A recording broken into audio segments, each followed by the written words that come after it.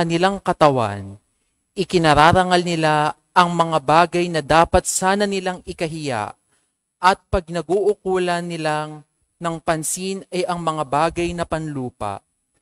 Sa kabilang dako, ang langit ang tunay nating bayan.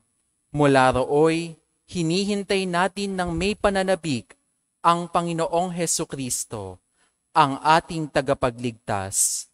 Pagdating ng araw na yaon, babaguhin niya ang ating katawang lupa at gagawing maluwalhati tulad ng kanyang katawan sa pamamagitan ng kapangyarihang ginamit niya sa pagpapasuko sa lahat ng bagay. Kaya nga, minamahal kong mga kapatid, aking kagalakan at karangalan na lagi kong kinasasabi kang makita uli. Magpakatatag kayo sa inyong pamumuhay na nakaugnay sa Panginoon. Ang salita ng Diyos. Salamat sa Diyos. Sa mabuting balita, sa pagliliwanag ni Jesus sa pagbabagong anyo, nakita ng mga alagad si Moises na siyang pinakakilalang tumanggap ng tipan ng Panginoon.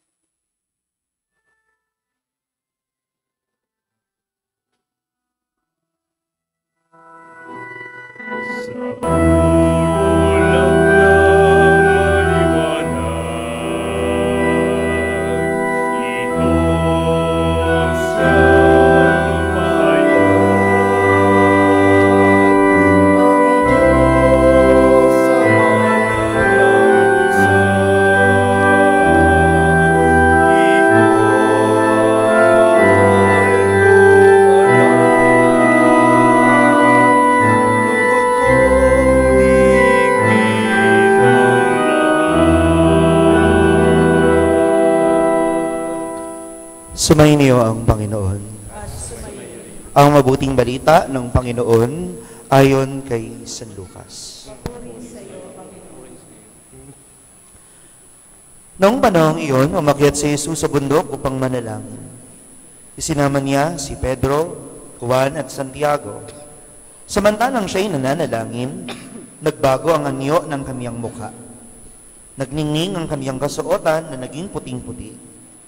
Di kaginsa-ginsay lumitaw ang dalawang lalaki, sina Moises at Elias, na nagpakitang may kaningningan at nakipag-usap sa kanya. Pinag-usapan nila ang nalalapit na pagpanaw ni Jesus na magaganap sa Jerusalem. Tulog na tulog si Pedro at ang kanyang mga kasama, ngunit sila'y biglang nagising at nakita nila si Jesus na nagniningning at ang dalawang lalaking nakatayo sa tabi niya. Nang paalis sa tabi ni Jesus ang mga lalaki, sinabi ni Pedro, "Guro, mabuti pa'y dumito na tayo. Gagawa po kami ng 3 kubol, isa sa inyo, isa kay Moises at isa kay Elias." Ang totoo'y, hindi niya nalalaman ang kanyang sinasabi. Nagsasalita pa siya nang matakpan sila ng isang ulap at sila'y natakot. At may isang tinig mula sa alapaap na nagsabi, "Ito ang aking anak, ang aking hinirang. Siya ang inyong pakinggan." Nang tumigil ang tinig, nakita nilang nag-iisa na si Jesus at hindi mo na sinabi ng mga alagad kanino man ang kanilang nakita. Ang mabuting balita ng Panginoon. Pinupuri ka namin, Panginoong Hesukristo. Magandang umaga ho sa inyong lahat. Pakibati po ang inyong katabi ng magandang umaga. Good morning. Kapatid, tayo ngayon ay nasa 2nd linggo ng Kwaresma. At natungayan natin sa mabuting balita kung paano ang Panginoon ay nagbagong anyo. O mas kilala natin sa tawag na transfiguration, ang pagbabagong anyo ng Panginoon. Na kung saan ang Panginoon ay nagbagong anyo, nagningning, at ang kanyang damit ay naging kulay puting-puting-puti. Kahit nga anong gamitin mong bareta, no? O zonro, o bleach, no? Ay hindi magiging kasing puti kung paanong naging puting-puti ang ating Panginoong Kristo. Mga kapatid, usaping pagbabago. Pagbabagong anyo. Sa buhay natin, maraming nagbabago. Ang sabi nga ng isang philosopher, the only constant in this world is change. Ang tanging permanente lang sa buong mundo'y ang pagbabago. Dahil ang lahat ay lumilipas, ang lahat ay nagbabago. Ganon din, mga minamahal kong mga kapatid, na sabi ng isang philosopher din, you cannot step in the river twice. Sa isang ilog, hindi ka pwedeng makatapak ng 2 beses. Bakit? Father, pag sinausaw ko yung paa ko at sinausaw ko ulit, di 2 beses na yun. Hindi. Bakit? Dahil yung tubig na naapakan mo, hindi na ulit yung tubig na naapakan mo ulit kapag sinausaw mo ulit yung paa mo. You cannot step in a river twice because yung tubig dumadaloy. Nagbabago. Bago na yung tubig na maaapakan mo. Yun yung ibig sabihin doon. No? Kaya nga, di ba, sabi pa ng isang dati nating pinuno, change is coming. At totoo naman na sa pagbabago ng mga gobyerno at namumuno sa atin, meron talagang mga pagbabagong nagaganap. Meron talagang pagbabago na ginagawa. Kaya dapat, mga kapatid, masanay tayo sa pagbabago. Ngunit, hindi dapat, no, naaano yung kabutihan. Hindi ko konsintihin ang mali at masama. Maraming pagbabago sa ating buhay. Una, yung dati mong kaibigan, aba, nagulat ka, nagbago siya. At dahil sa kanyang pagbabago ng ugali, yung dating kaibigan mo, ngayon ay kaaway mo na. O kaya, no? Yung dati mong kapitbahay na nangihingi lang sa'yo, maraming utang, humihingi ng namamalimos ng ulam. Kapag ikaw ay naglulutot, naaamoy nila ang bango ng niluluto mo. Aba, isang araw, nagulat ka. May mansyon na. Mas mayaman pa sa'yo. Maraming nagbabago. At ang pinaka nakakagulat na pagbabago ay yung literal na pagbabagong anyo. Literal na pagbabagong anyo. Anong ibig kong sabihin doon? Yung dating kakilala mong hindi naman katangusan aba, salamat po, Dok. Ngayon ay matangos sa matangos na. Sorry po sa term na, excuse po. Yung dating wala namang may pagmamalaki, aba, naguhumiyaw at nagmamalaki na yung kanyang hinaharap. Kaya nga mga minamahal kong mga kapatid, nagbabago ang maraming bagay. At kahit ang tao, na mga taong nakapaligid sa atin ay maraming pagbabagong nagaganap. Pero mga kapatid, speaking of pagbabagong anyo, lahat naman ng tayo lahat naman ng tao, lahat tayo, naghahangad na maging presentable sa paningin ng maraming tao. No? Lahat naman tayo, aminin man po natin o hindi, ang gusto natin, maging maganda't gwapo sa tingin, sa paningin, sa mata ng ibang tao. Amen?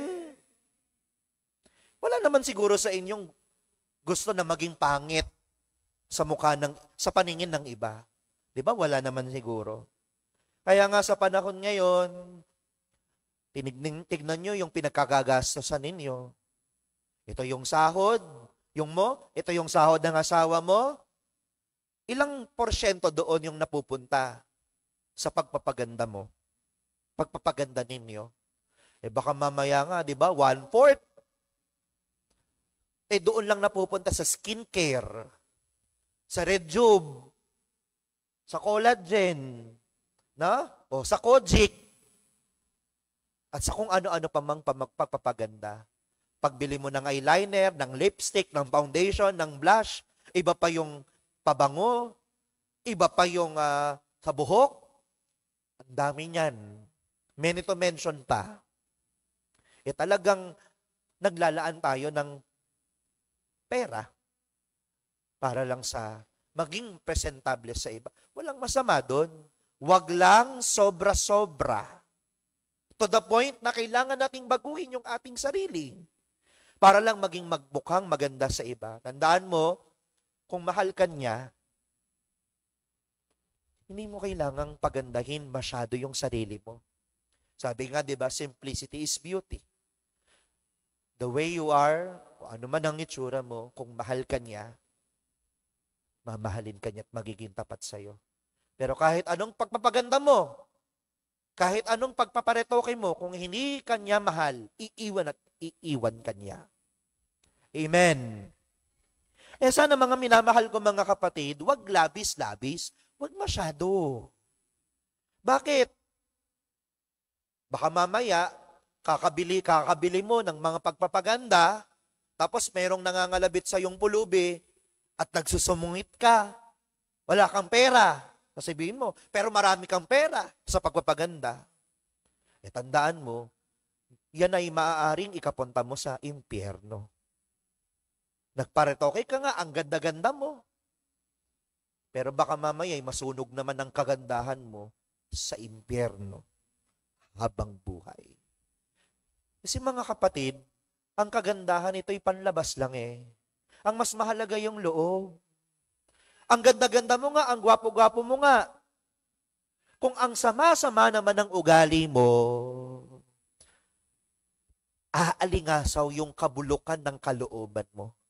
Aalingasaw yung baho ng sama ng ugali mo, kahit gaano ka pa kaganda sa paningin ng ibang tao. Pero may sasabihin ako sa inyo, merong bagong pamamaraan para tayo'y maging maganda't gwapo o presentable sa paningin ng ibang tao. At ano yon?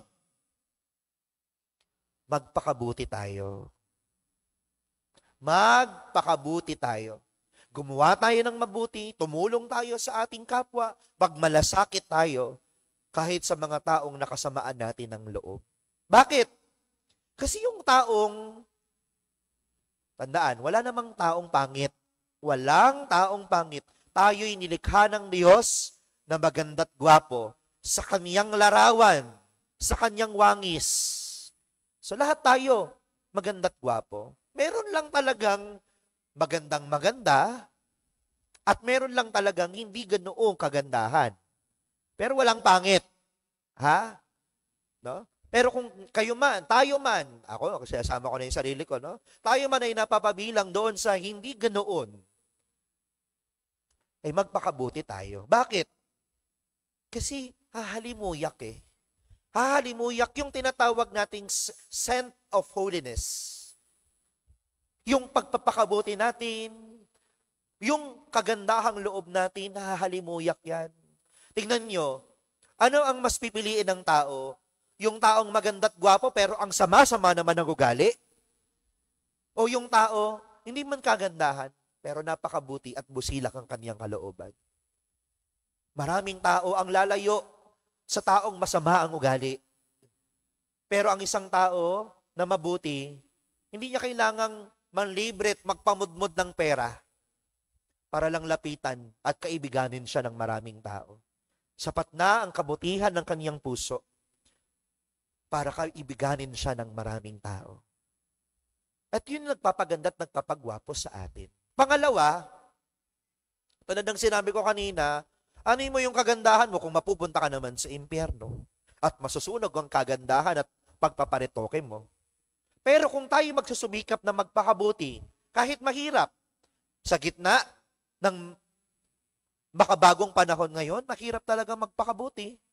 Yung mga gadgets, yung mga makamundong bagay, mga bisyo, talagang mahirap. Kaya nga magsumikap na magpakabuti. Bakit? Dahil sa pagsusumikap natin magpakabuti kahit mahirap, ito naman ang magdadala sa atin sa langit. Alam niyo, sa langit, mga kapatid, kapag nagsama ang kaluluwa at katawan, ang tawag natin doon, glorified body. At ano ba nangyayari sa glorified body? Ito yung normal eh. No? Pero kapag nagkaroon ng glorified body, nawawala lahat ng imperfections. Kung ikaw man ngayon ay maraming tigyawat, kapag ikaw ay napunta ng langit, aba, lahat yan mawawala. Ma-achieve mo yung glass skin na pinapangarap mo. Na? Kung ikaw man sorry po ha, may mga maiitim sa kasingit-singitan ng iyong katauhan. Pagdating sa langit, mawawala lahat yan. Maniwala kayo sa akin. Kung ikaw ay maraming bilbil, mawawala yan kapag tayo'y napunta sa langit. Lahat ng imperfections, kung ikaw man ay mababa, tatangkad ka. Kung ikaw man ay mataba, papayat ka. Kung ikaw man nawawala na, no, yung buhok mo sa taas, ay sa langit, mapupuno ulit yan ng buhok. Yung imperfections, mapupunan. Kaya kung gusto nyong maging maganda, kung gusto nyong maging gwapo, magpakabuti, hahalimuyak ang kabutihan ng isang tao, at ito ang magdadala sa ating langit na ma-achieve natin ang glorified body, the perfection of our human body. Kaya sana mga minamahal ko mga kapatid, ganun tayo, pagsumikap, puno man ng pagsubok, puno man ng tukso na pinagnilayan natin nung nakaraang linggo, magsumikap na magpakabuti. Dahil, mga minamahal ko mga kapatid, sa mga taong mabubuti, sabi nga, di ba, yung pogi, ano nga yung pogi? P, presence. O, of. G, God. I, inside. The presence of God inside. Yan ang makabagong gwapo't kagandahan. Kung tayo magsusumikap na magpakabuti at ipupunla natin sa ating kalooban ang presensya ng Diyos, tunay na magiging kaaya-aya tayo sa paningin ng lahat ng tao. Amen. Magsitayo pang lahat at ipahayag natin ang ating pananampalataya. Sumasampalataya ako sa Diyos amang makapangyarihan sa lahat, na may gawa ng langit at lupa. Sumasampalataya ako kay Hesukristo, iisang anak ng Diyos, Panginoon nating lahat. Nagkatawang tao siya, lalang ng Espiritu Santo, ipinanganak kay Santa Mariang Birhen, pinagpakasakit ni Poncio Pilato, ipinako sa krus na matay, inilibing, nanaog sa kinaroroonan ng mga yumao, na may 3 araw na buhay na mag-uli, umakyat sa langit, nalunuklok sa kanan ng Diyos amang makapangyarihan sa lahat. Doon magmumulang paririto at huhukom sa nangabubuhay at nangamatay na tao. Sumasampalataya naman ako sa Diyos Espiritu Santo, sa banal na simbahang katolika, sa kasamahan ng mga banal, sa kapatawaran ng mga kasalanan, sa pagkabuhay na muli ng nangamatay na tao, at sa buhay na walang hanggan. Amen. Mga kapatid, manalangin tayong may pag-asang balang araw, makikibahagi rin tayo sa kalulahatian ng Diyos. Sa bawat panalangin ng ating tutugon, Panginoon, bayan mo'y iyong kahabagan. Panginoon, bayan mo'y iyong kahabagan. Patuloy nawang maging tinig ni Kristo ang simbahan sa magulong mundo. Manalangin tayo sa Panginoon. Panginoon, bayan mo'y iyong kahabagan. Liwanagan nawa ni Kristo ang madidilim na landas na tinatahak ng mga bansa. Manalangin tayo sa Panginoon. Panginoon, bayan mo'y iyong kahabagan. Puspusin nawa ng pag-asa kay Kristo ang mga nagdurusa at nalulugami sa buhay na ito. Manalangin tayo sa Panginoon. Panginoon, bayan mo'y iyong kahabagan. Patotohanan nawa nating natitipon ngayon ang kaningningan ng pagmamahal ng Diyos. Manalangin tayo sa Panginoon. Panginoon, bayan mo'y iyong kahabagan. Kamtanawa ng mga yumao sa kabilang buhay ang kaluwalhatian ng Diyos. Manalangin tayo sa Panginoon. Panginoon, bayan mo'y iyong kahabagan. Patuloy nating ipanalangin ang ating minamahal na Santo Papa Francisco sa kanyang mabilis sa pagaling. Gayun din ang pagdami ng bokasyon sa pagpapari at pagmamadre. Ang lahat ng mga nagpamisa at magsisipag-alay sa banal na pagdiriwang na ito. At sa katahimikan ng ating puso, dalangin natin sa ating Panginoon ang mga natatangi nating kahilingan.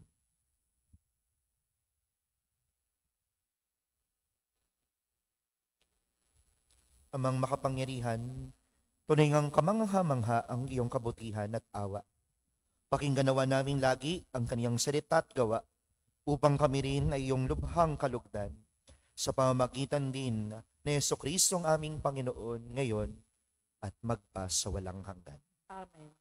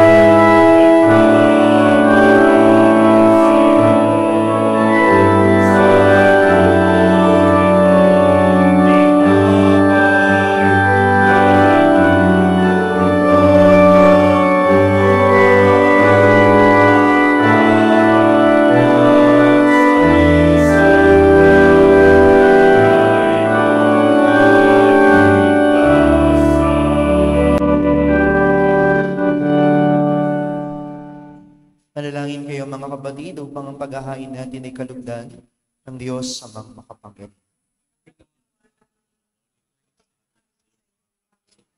Sa kapurihan, karangalan, sa ating kapakinabangan at sa buong sambayanan niyang banal. Ama naming lamikha, ang paghahain ito ay magdulot naman ng kapatawaran ng aming mga kasalanan at magpabanal sa aming buong katauhan para sa pagdiriwang ng Pasko ng pagkabuhay sa pamamagitan ni Jesucristo kasama ng Espiritu Santo magpasawalang hanggan. Amen. Sumainyo ang Panginoon. At sumaiyo rin. Taas sa Diyos ang inyong puso at diwa. Itinaas na namin sa Panginoon. Pasalamatan natin ang Panginoong ating Diyos. Marapat na siya ay pasalamatan. Ama naming makapangyarihan, turing ang marapat na ikaw ay aming pasalamatan sa pamamagitan ni Jesucristo na aming Panginoon. Nang maipagtapat niya sa mga alagad na siya'y laang mamatay para sa lahat, sa kanila'y kaniyang ipinamalas ang kaniyang sariling puspos ng liwanag. Ang iyong mga utos at mga propeta ay pawang mga tagapagpatunay niya sa pagkakatalagang para sa kapwa'y magdusa upang akayin ang lahat sa pagkabuhay na maligaya. Kaya kaisa ng mga anghel na nagsisiawit ng papuri sa iyo ng walang humpay sa kalangitan, kami nagbubunyi sa iyong kadakilaan.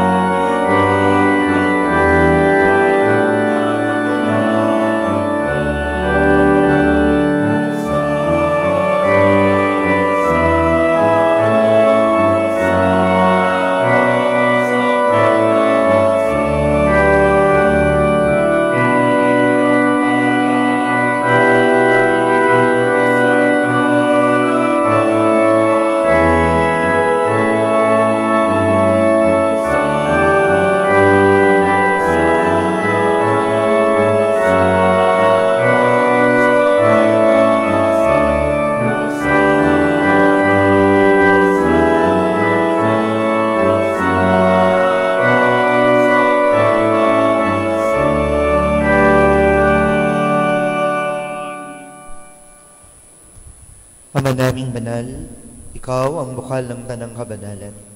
Kahit sa pamamagitan ng iyong Espiritu, gawin mong banal ang mga kaloob na ito upang para sa amin maging katawan at dugo ng aming Panginoong Jesucristo. Bago niya pinagtisang kusang loob na maging handog, hinawakan niyang tinapay, pinasalamatan kaniya, pinagati-hati niya iyon, iniabot sa kaniyang mga alagad at sinabi, "Tanggapin ninyong lahat ito at kanin, ito ang aking katawan na ihahandog para sa inyo."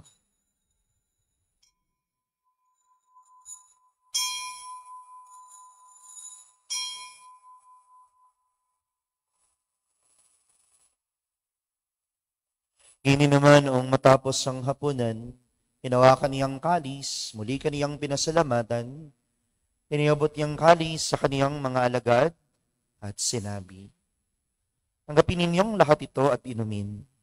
Ito ang kalis ng aking dugo, ng bago at walang hanggang tipan. Ang aking dugo na ibubuhos para sa inyo at para sa lahat, sa kapagpapatawad ng mga kasalanan. Gawin ninyo ito sa pag-alaala sa akin."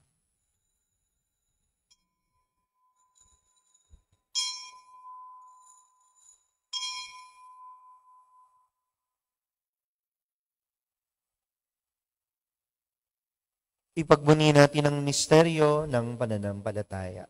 Si Kristo'y namatay, si Kristo'y nabuhay, si Kristo'y babalik sa wakas ng panahon. Ama, ginagawa namin ngayon ang pag-alaala sa pagkamatay at muling pagkabuhay ng iyong anak. Kaya tiniaalay namin sa iyo ang tinapay na nagbibigay buhay at ang kalis na nagkakaloob ng kaligtasan. Kami ay nagpapasalamat dahil kami yung minarapat at tumayo sa harap mo para maglingkod sa iyo.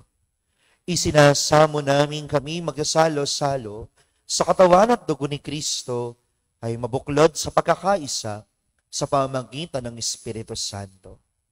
Ama, lingapin mo ang iyong simbahang laganap sa buong daigdig. Puspusin mo kami sa pag-ibig kaysa ni Francisco na aming Papa, ni Dennis na aming Obispo at ng Tanang Kaparian. Alalahanin mo rin ang mga kapatid naming nahimlay nang may pag-asang sila'y muling mabubuhay. Gayon din ang lahat ng mga pumanaw. Kaawaan mo sila't patuloyin sa iyong kaliwanagan. Kaawaan mo at paginapatin kaming lahat na makasalo sa iyong buhay na walang wakas. Kaysa ng Mahal na Birheng Maria na Ina ng Diyos, ang Mahal na Birhen ng Salambaw, ni San Jose, ang kaniyang kabiyak ng puso. Kaysa ng mga apostol at ng lahat ng mga banal, lalo na sa San Pascual at Santa Clara, na namuhay dito sa daigdig ng kalugod-lugod sa iyo. May pagdiwang nawa namin ang pagpupuri sa ikararangal mo sa pamamagitan ng iyong anak na aming Panginoong Jesucristo.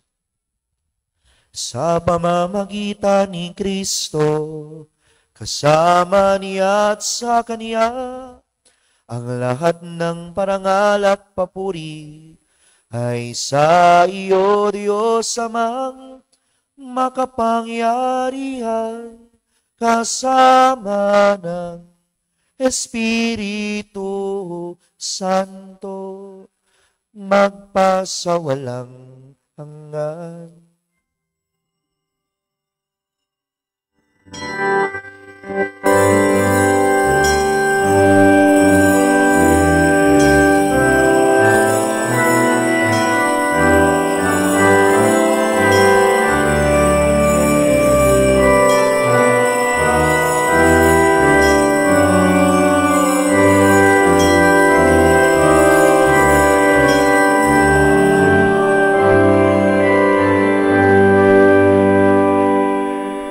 Tagubili na manahagaling na utos sa turo ni Jesus na Panginoon natin at Diyos, ipahayag natin ng lakas loob.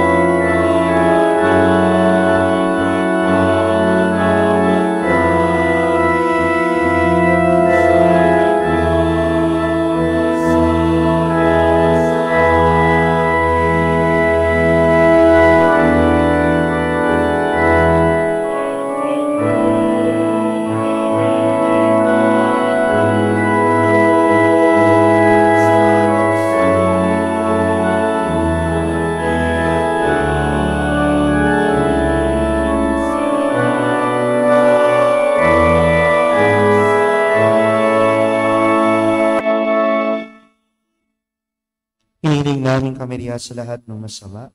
Pagkalooban ng kapayapaan araw-araw. Iligtas sa kasalanan at ilayo sa lahat ng kapahamakan. Samantalang aming pinananabikan ang dakilang araw ng pagpapahayag ng tagapagligtas namin, si Heso Kristo. Sapagkat iyo ang kaharian at ang kapangyarihan at ang kapurihan magpakailanman. Amen. Panginoong Kristo, sinabi mo sa iyong mga apostol, kapayapaan ang iniiwan ko sa inyo. Ang aking kapayapaan ang ibinibigay ko sa inyo.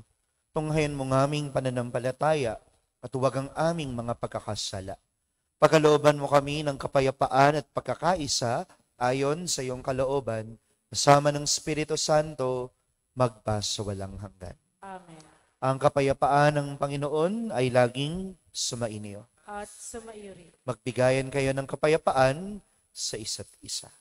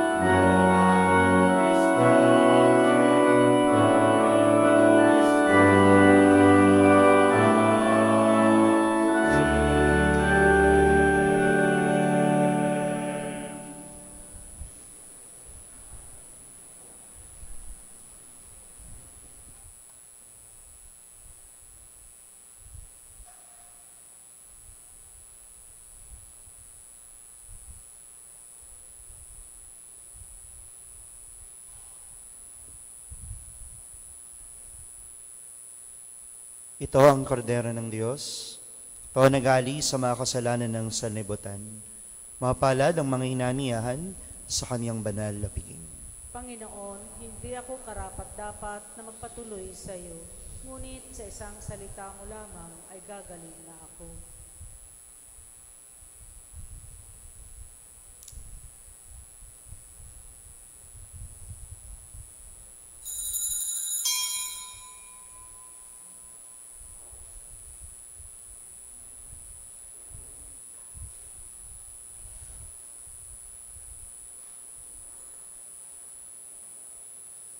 Sa pagtanggap po natin ng banal na komunyon, row by row po ang pagpila.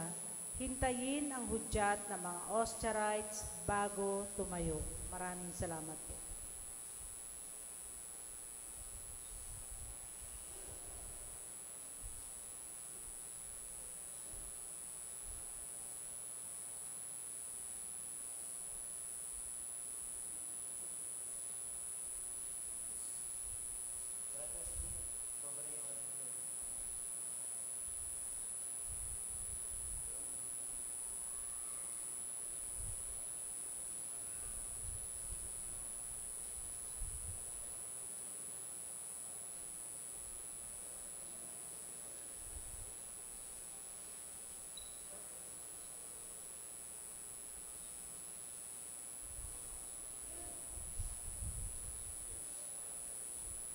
Patayin ko ito kaya.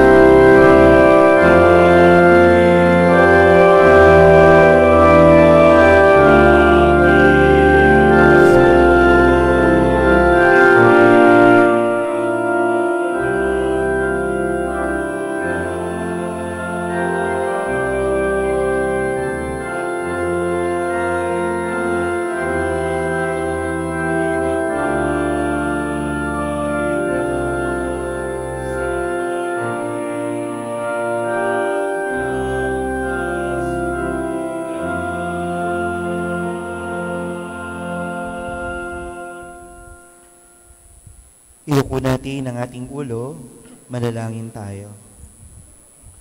Ama naming mapagmahal, kaming pinapakinabang mo sa dakilang pagliliwanag sa bagong anyo ng iyong anak, ay tumatanaw ng utang na loob sa iyo, sapagkat kahit ngayon pa man sa lupang ibabaw, pinapagsasalo mo na kami sa kariktan ng kalangitan.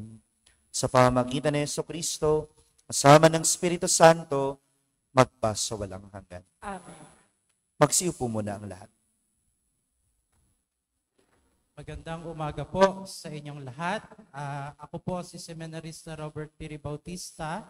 Kasama ko po si Seminarista John Cephas Fernandez at John Paulo Pascual. Narito po kami, very obvious, para mag-anyaya po ng mga magpapari ng bokasyon. Di po ba? Gusto ko pong tumingin kayo sa kanan. Sabihin ninyo, kailan kaya magkakaroon ulit ng pari ang uban? Sige po, sabihin po ninyo. Sa kaliwa naman, sabihin ninyo, paanong mangyayari yon kung wala tayong seminarista? Yan po ang nakalulungkot na kalagayan ngayon ng Ubando. Wala po ngayong seminarista. Ibig sabihin po, sa susunod na 10 taon, wala pong maordinahang paring taga dito. Gusto niyo po ba yon? Gusto niyo yata eh. Ayaw natin, syempre. Sapagkat ang isang pari ay biyaya ng Diyos sa sambayanan.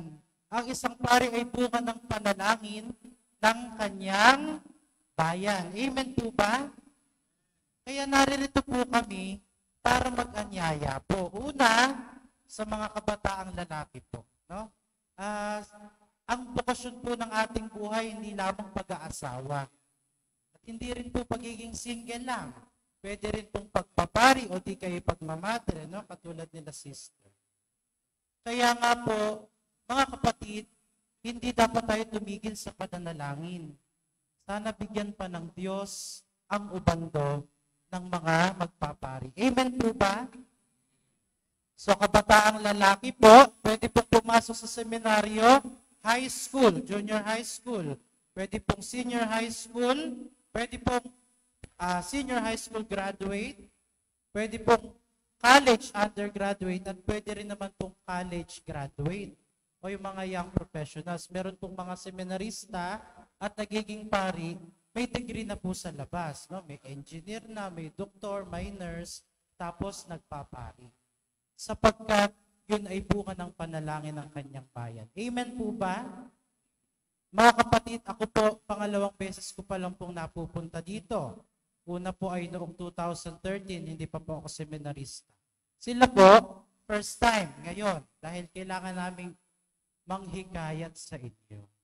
At alam po ninyo kung anong panalangin ko. Sabi ko, Lord, sana wag mo na akong pabalikin sa ubando para manghikayat ng magpapa. Bakit? Kapag bumalik na naman kami dito at nag-aanyaya, ibig sabihin, wala pa ring seminarista. Kaya ang panalangin ko, wag mo na akong pabalikin para mag-anyaya. Kasi ibig sabihin, pag hindi na kami bumalik, mayroon nang pumasok mula sa inyo. Amen po ba? Gusto niyo po ba yun? Opo. Gusto niyo po ba yun? Si Santa Clara po, na isa sa inyong patron, ay patrona ng telebisyon. Alam niyo po ba yun? Pansinin po ninyo, bakit walang nagpo-promote ng pagpapari at pagmamadre sa TV? Bakit po kaya? Sapagkat yung pagpapari at pagmamadre nakukuha po sa pananampalataya at panalangin ninyo. Amen po ba? Kahit anong gawin namin patinig dito, kaanyaya dito, o di kaya sa TV o sa radyo, kung hindi tayo mananalangin, walang mangyayari. Amen?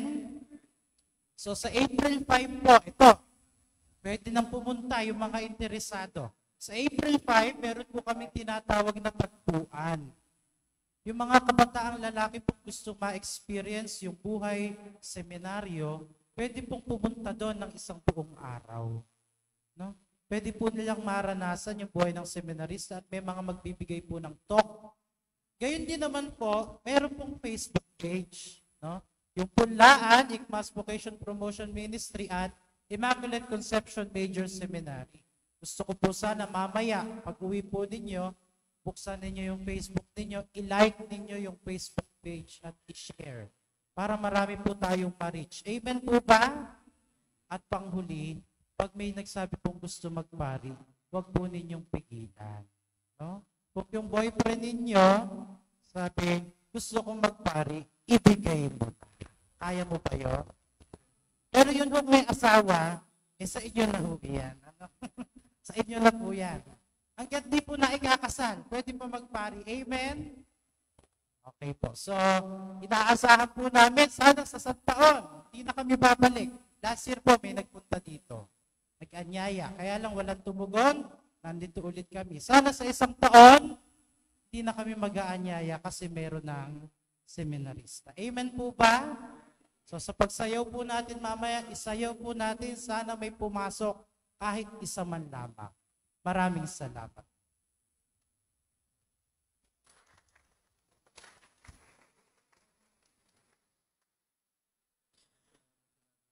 Sinabi ko naman po noon na bago ako maging pari, seminarista pa lang, dahil ako'y taga Valenzuela lang naman, no, talagang isiniyaw ko po kasama ni Father Franz na taga dito. Sa pagkakaalam ko, parang siya yung huli. Parang siya po ang huli.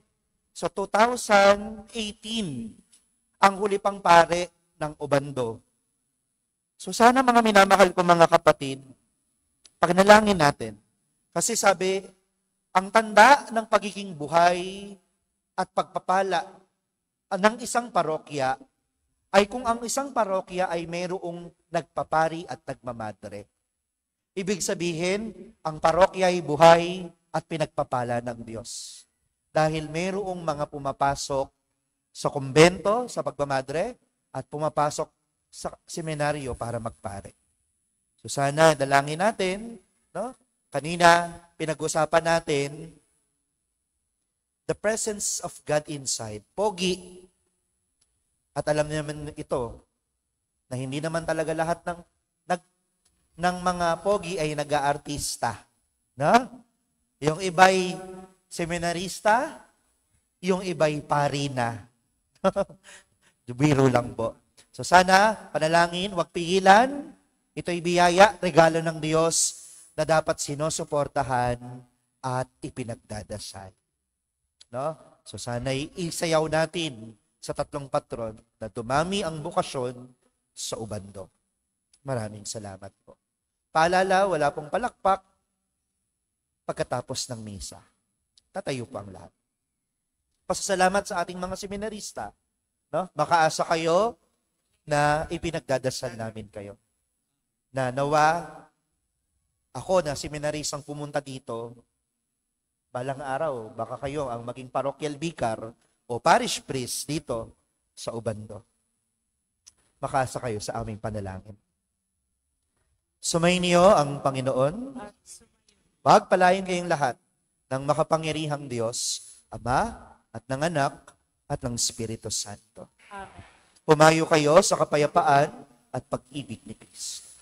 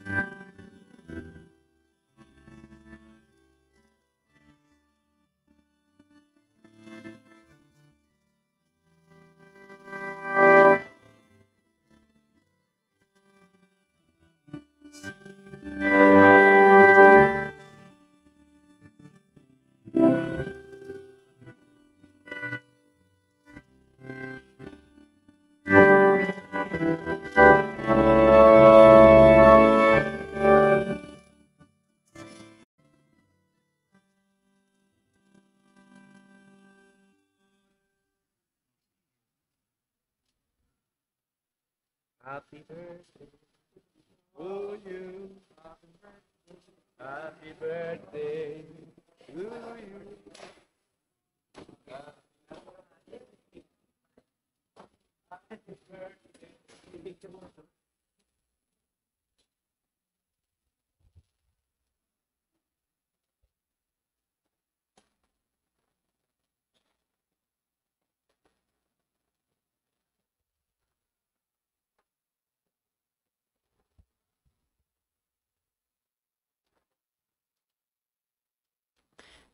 Sa ngalan ng Ama at ng Anak at ng Espiritu Santo.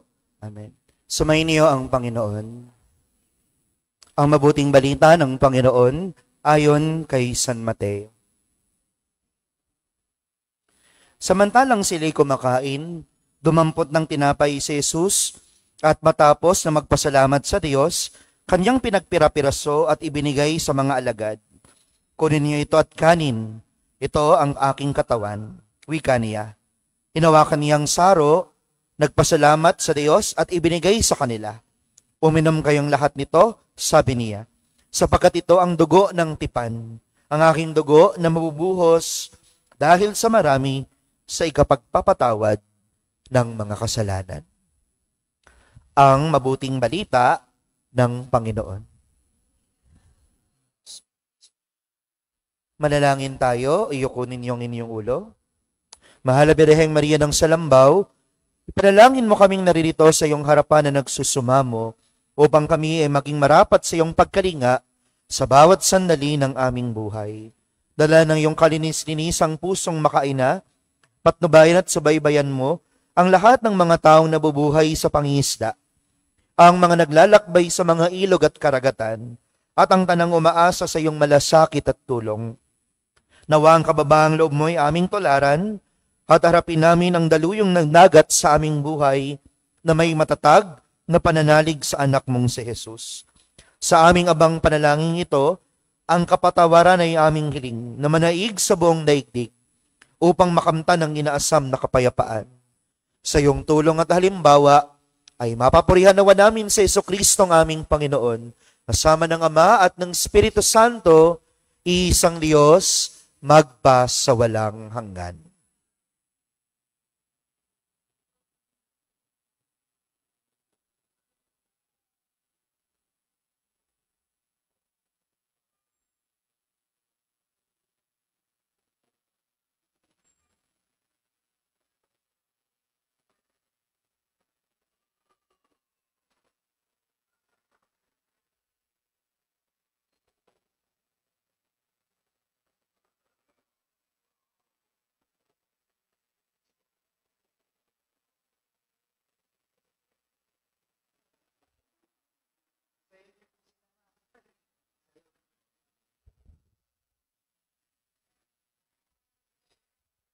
Hello po, magandang umaga po sa ating lahat. Happy Sunday po. Mula po sa aming Kura Paroko, Reverendo Padre Proceso Espiritu, at sa kanyang katumang na pare na si Reverendo Ramon Gong Sabangan. Kayo pong lahat ay minwelcome po namin dito sa Pambansang Dambana ng Mahal na Birhen ng Salambaw at Parokya ni San Pascual Baylon. Sino po ang first time lamang po na makapunta po dito sa simbahan? Ayan, maraming din po na nakapunta po dito sa Dambana.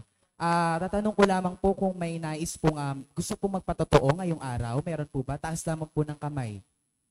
Bago po tayo magsimula sa ating sayaw panalangin. Wala po. Sa lahat po ng gusto pong magpamisa, nais pong pumunta na lamang po kayo sa ating gilid po ng simbahan. Sa mga gusto naman pong bumili ng itlog, maaari po kayong pumunta po dito after po natin ng sayaw. Pupunta po kayo sa likod. May binibenta pong itlog. Bukas naman din po ang ating museo sa gilid lamang din po ng ating simbahan.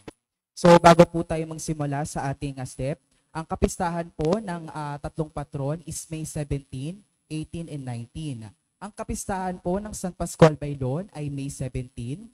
Si San Pascual Baylon po ay hindi po pare o obispo. Si San Pascual Baylon po ay pangalan ng Kristan Mayor na may pananalangin kaya sa mahal na Eucharistia. Ang salitang Baylon po sa Espanyol ay sayaw. Ang May 18 naman po ang kapistahan po ng ating Santa Clara. Si Santa Clara ng Assisi ay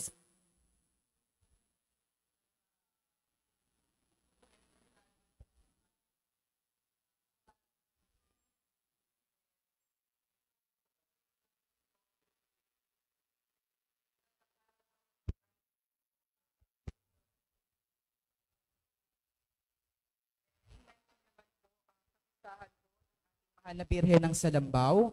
Ang kapistaang taong 1763 nang makuha at masalok ng tatlong mangingisda na si Julian, Juan at Diego de la Cruz sa ilog ng Hilingoon na pagitan ng Malabon at Nabotas. Nang dalhin ng Birhen sa parteng Nabotas, ayaw kumilos at mabigat ang bangka. Dinala ito sa papuntang lugar ng Ubanto kung saan kumilos ang bangka. Kaya noon hanggang ngayon, ang mahal na Birhen ng Salambaw ay dito naluklok sa bayan ng Ubanto. Tayo naman po ay pupunta sa step po ng ating sasayaw. So meron po tayong 5 step. Ang unang step po ay ang panimula, kung saan tinatawagan ng mga couples. Ang couples ay tinataas ang kanilang mga kamay at tinatapat ito sa kanilang mga puso.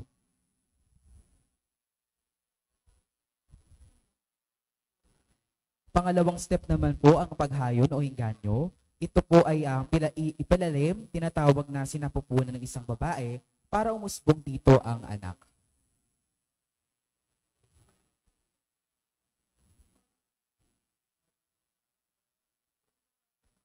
Pangatlo naman po ang paghingi o paglibad, pagtataas sa Diyos ng kahilingan na ito ay ang kanyang papatnubayan.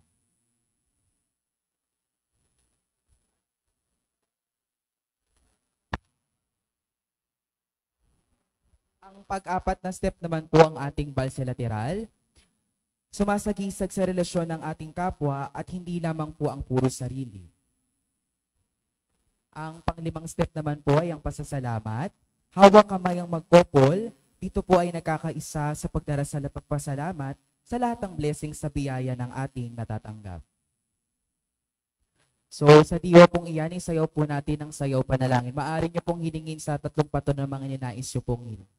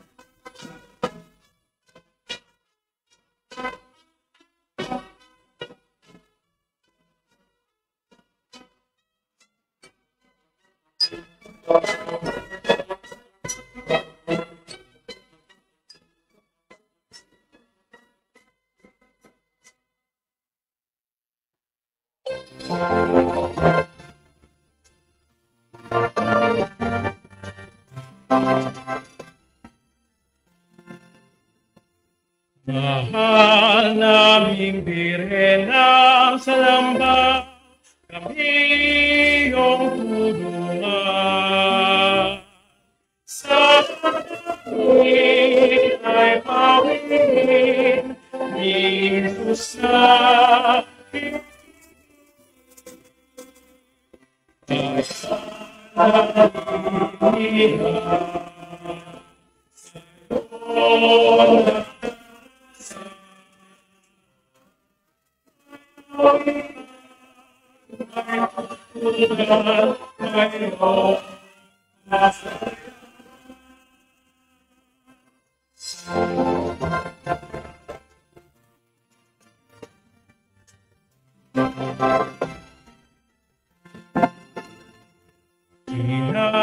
namin na mapagmahal, kami kahabagan.